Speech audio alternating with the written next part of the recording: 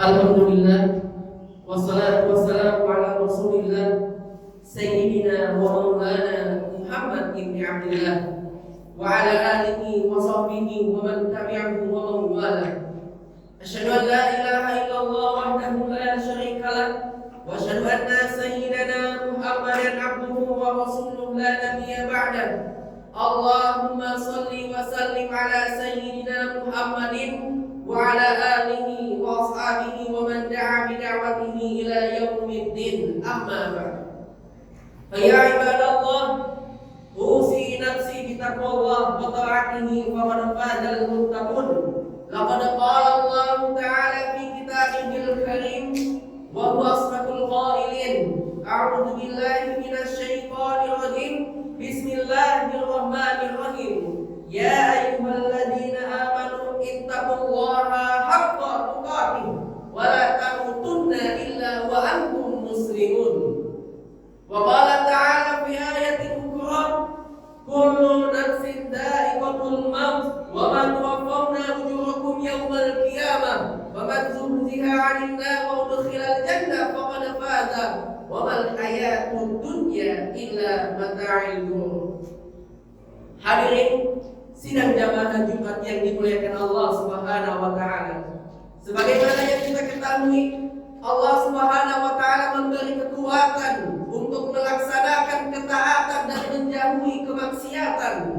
Setiap manusia diberikan oleh Allah Subhanahu wa taala keinginan atau kehendak. Dengan keinginan itu, ia berusaha mengambil sesuatu yang bermanfaat ataukah sesuatu yang tidak bermanfaat untuk dirinya atau bahkan untuk hidupnya. Oleh karena itu, gunakan keinginan dan niat kita untuk hal-hal yang baik. Gunakan keinginan dan niat kita untuk hal-hal yang diridhoi oleh Allah Subhanahu wa taala. Siapa yang tidak menjaga keinginan dan niatnya, jangan harap ia akan dijaga perbuatan dan amalnya. Tapi barang siapa yang senantiasa menjaga keinginan dan niatnya, maka Allah pun juga akan menjaganya. Bahkan Allah akan menjadikan untuknya orang-orang yang senantiasa membantu keinginan dan niatnya tersebut. Al-Imam Ibnu Qayyim rahimahullah menyebutkan bahwa sesungguhnya setiap manusia diberikan oleh Allah Subhanahu wa taala dua kekuatan. Kekuatan yang pertama yaitu kekuatan keinginan, dan kekuatan yang kedua yaitu kekuatan ilmu pengetahuan. Apabila seseorang menginginkan hidayah namun ia tidak memiliki ilmunya, maka ia tidak akan mendapatkan hidayah tersebut. Begitupun juga sebaliknya, orang yang berilmu tentang hidayah, mengetahui apa itu hidayah, memahami maksud dan makna tentang hidayah, namun jika ia tidak menginginkannya, maka ia tidak akan mendapatkan hidayah tersebut. Maka saudaraku, inilah yang harus kita perhatikan betul, meluruskan niat-niat dalam setiap perbuatan, dalam setiap amal, karena itulah yang paling berpengaruh dalam amalan ibadah kita. Ketika kita pergi sholat, tapi kita tidak meluruskan niat dan keinginan kita kepada Allah, masuklah kemudian setan di dalam hati kita. Lalu setan pun menggambarkan kepada kita indahnya pujian manusia. Akhirnya karena kita kurang sungguh-sungguh untuk menjaga keinginan dan niat kita kepada Allah, akhirnya kita tidak mengharapkan keridhaan Allah. Ternyata kita hanya mengharapkan pujian manusia. Akhirnya kita tidak mendapatkan apapun dari Allah Azza wa Jalla. Hadirin sidang jamaah Jumat yang dimuliakan Allah Subhanahu wa taala. Marilah kita jaga keinginan dan niat kita dari dua perkara. Perkara yang pertama yaitu perkara syahwat, dan perkara yang kedua yaitu perkara syubhat. Syahwat identik dengan dunia, harta, pujian manusia, tahta dan yang lainnya. Ketika keinginan dan niat kita dimasuki oleh syahwat dunia, akhirnya untuk ikhlas pun sangat sulit sekali.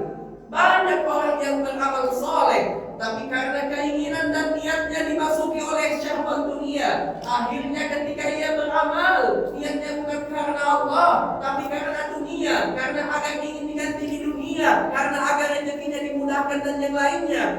Sementara Allah Subhanahu wa taala mengancam orang-orang yang mempunyai keinginan dan niat seperti ini. Sebagaimana firman Allah Subhanahu wa taala dalam Al-Qur'an surat Al-Hud ayat 15 dan 16 di halaman Quran halaman 223 di barisan ke-4, 5, 6 dan 7. Allah Subhanahu wa taala berfirman, "Man kana yuridul hayatad dunya wa zinataha wa fi ilaihi ma'alahu wa hum biha la yuqasun. Ulaika laysa lahum fil akhirah illa an-nar wa habita ma sana'u fiha wa batilu ma kanu ya'malun." Yang artinya, barang siapa yang menginginkan dunia dan perhiasannya, kami akan memberikan dari apa yang dia inginkan dari amalannya tersebut tanpa dikurangi. Mereka di akhirat tidak akan mendapatkan apapun kecuali api nerakanya Allah, batal amalnya dan sia-sia usahanya. Subhanallah, dia capek beramal soleh, dia capek sholat, dia capek berpuasa, dia capek berhaji dan berumrah ke Baitullah, dia capek membaca Al-Quran. Tapi karena ia tidak menjaga keinginan dan niatnya, ternyata ketika ia membaca Al-Quran, niatnya bukan karena Allah, tapi karena dunia, karena ingin mendapatkan pujian manusia, karena ingin mendapatkan luasnya rezeki di dalam kehidupan dunia. Akhirnya ia tidak mendapatkan pahala apapun dari Allah Azza wa Jalla. Kerugian yang nyata hanya karena kita tidak menjaga keinginan dan niat kita kepada Allah Subhanahu wa taala. Maka siapa yang senantiasa menyelamatkan keinginan dan niatnya, maka Allah pun juga akan menyelamatkan dia nanti di akhirat. Sebagaimana firman Allah Subhanahu wa taala dalam Al-Qur'an surat Asy-Syu'ara ayat 88 dan ayat 89 di halaman Quran halaman 371 di barisan ketiga dan keempat. Allah Subhanahu wa taala berfirman, "Yauma la yanfa'u malun wala banun illa man atallahu biqalbin salim." Pada hari itu tidak akan bermanfaat harta dan juga anak-anak kecuali orang-orang yang datang kepada Allah dengan hati yang selamat, dengan hati yang senantiasa niat dan keinginannya hanya untuk menggapai ridhonya Allah Subhanahu wa taala, dengan hati yang senantiasa niat dan keinginannya hanya untuk menggapai cintanya Allah Subhanahu wa taala, dengan hati yang senantiasa niat dan keinginannya hanya untuk menggapai rahmatnya Allah Subhanahu wa taala. Menjaga keinginan dan niat kita ini sangat-sangat penting di dalam hidup kita. Lihatlah golongan-golongan yang pertama kali dimasukkan ke dalam api nerakanya Allah akibat dia tidak menjaga keinginan dan niatnya. Sebagaimana dalam sebuah hadis yang ditulis oleh Imam Muslim dalam kitabnya Kitab Sahih Muslim, nomor hadis nomor 1905, Rasulullah sallallahu alaihi wasallam bersabda, "Inna awalan nasi yuqdi fihi yaumal qiyamah thalatha." Ada 3 golongan yang pertama kali dimasukkan ke dalam api nerakanya Allah. Siapakah mereka? Apakah mereka orang-orang kafir? Ternyata jawabannya bukan. Kata Rasulullah, golongan tersebut yaitu al-alim wal qari, yaitu golongan para alim ulama dan para pembaca Al-Quran. Mengapa sebagian para alim ulama dan pembaca Al-Quran termasuk golongan yang pertama kali dimasukkan ke dalam api nerakanya Allah, padahal mereka telah melakukan amalan-amalan yang mulia? Tapi karena niatnya, Allah Subhanahu wa taala memanggil mereka dan Allah bertanya kepada mereka, "Apa amal kamu di dunia?" Mereka menjawab, "Ya Allah, aku dahulu di dunia menuntut ilmu dan membaca Al-Quran karena Engkau ya Allah."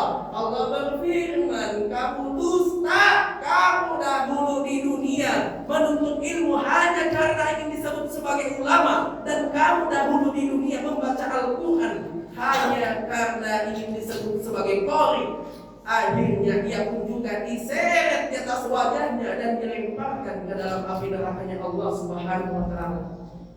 Subhanallah. Ternyata ketika ia menuntut ilmu, ia tidak menjaga keinginan dan niatnya kepada Allah. Ternyata keinginan dan niat terbesar ia dari menuntut ilmu hanya karena ingin disebut sebagai ulama, hanya karena ingin disebut sebagai orang alim, hanya karena ingin disebut sebagai ustaz, hanya karena ingin disebut sebagai kiai, hanya karena ingin disebut sebagai cendekiawan.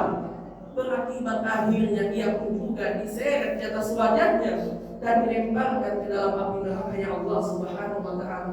Ternyata ketika ia membaca Al-Quran, ia tidak menjaga keinginan dan niatnya kepada Allah. Ternyata keinginan dan niat terbesar ia dari membaca Al-Quran hanya karena ingin dianggap hebat bacaannya, hanya karena ingin dianggap hebat hafalannya, hanya karena ingin dianggap merdu suaranya. Berakibat akhirnya ia pun juga diseret di atas wajahnya dan dilemparkan ke dalam api neraka Allah Subhanahu wa taala. Golongan selanjutnya yaitu golongan orang-orang yang mati syahid.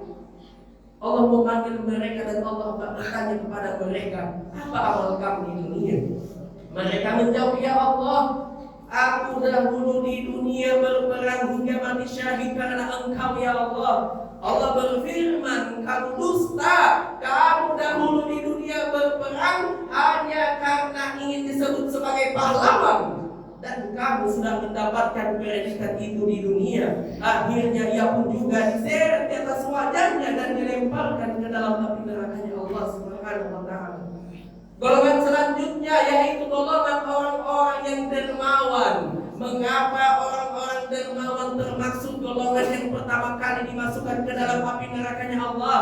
Sekali lagi karena niatnya bukan karena Allah, tapi karena dunia, karena ingin mendapatkan pujian manusia, karena ingin mendapatkan luasnya rezeki di dalam kehidupan dunia, karena ingin mendapatkan suara manusia. Berakibat akhirnya ia pun juga diseret di atas wajahnya dan dilemparkan ke dalam api nerakanya Allah Subhanahu wa taala. Hadirin sidang jemaah Jumat yang dimuliakan Allah Subhanahu wa taala. Betapa agungnya masalah niat dan keinginan ini. Bahkan Rasulullah SAW selalu berdoa kepada Allah agar jangan sampai keinginan dan niat terbesarnya adalah dunia. Sebagaimana dalam suatu riwayat Rasulullah SAW berdoa kepada Allah, wala taj'alid dunya akbar hammina wala mablagha ilmina, yang artinya ya Allah, janganlah Engkau jadikan dunia sebagai keinginan terbesar kami dan jangan pula Engkau jadikan dunia sebagai puncak pengetahuan kami. Sungguh sangat tercela orang-orang yang ternyata keinginan dan niat terbesar dia adalah dunia. Karena wa may ya'mal mithqala dzarratin khairan yara wa may ya'mal mithqala dzarratin syarran yara. Sebesar biji sawi, sebesar ujung pedang, sebesar ujung telapak kaki yang kita di tengah malam yang kelam, semuanya akan diminta pertanggungjawabannya di hadapan Allah Subhanahu wa taala. Karena sehebat apapun amalan ibadah kita, seluar biasa apapun amalan ibadah kita, sebesar apapun amalan ibadah kita, kalau tidak dilandasi dengan niat kita kepada Allah, kalau tidak dilandasi dengan niat kita untuk menggapai ridhonya Allah, kalau tidak dilandasi dengan niat kita untuk menggapai rahmatnya Allah, sesungguhnya amalan-amalan itu tiada guna di hadapan Allah Subhanahu wa taala, tidak akan diterima di sisi Allah Subhanahu wa taala, tidak akan bernilai pahala di hadapan Allah Subhanahu wa taala. Dan semoga kita semua termasuk golongan orang-orang yang senantiasa niat dan keinginannya hanya untuk menggapai ridhonya Allah Subhanahu wa taala. Amin amin ya rabbal alamin. Inna salati wa nusuki wa mahyaya wa mamati lillahi rabbil alamin. Sesungguhnya salatku, ibadahku, hidupku dan matiku hanya untuk Allah Subhanahu wa taala semata. Barakallahu li wa lakum fil Qur'anil azim wa nafa'ani wa iyyakum bima fihi minal ayatin wa dzikril hakim wa taqabbalallahu minni wa minkum tilawatahu innahu huwas samiul alim. Aqulu qawli hadza wa astaghfirullahal azim li wa lakum wa lisairil muslimina wal muslimat wal mu'minina wal mu'minat fastaghfiruhu. Alhamdulillah nahmaduhu wa nasta'inuhu wa nastaghfiruh wa na'udzu billahi min shururi anfusina wa min sayyiati a'malina. May yahdihillahu fala mudilla lahu wa may yudlil fala hadiya lahu. Asyhadu an la ilaha illallah wahdahu la syarika lahu wa asyhadu anna sayyidana Muhammadan 'abduhu wa rasuluhu la nabiyya ba'da. Allahumma shalli wa sallim ala sayyidina Muhammadin wa ala alihi wa ashabihi wa man da'a bi da'watihi ila yaumiddin. Amma ba'd. Qala ta'ala ya ayyuhalladzina amanu ittaqullaha haqqa tuqatih wa la tamutunna illa wa antum muslimun. Wa qala ta'ala wa may yattaqillah yaj'al lahu makhraja.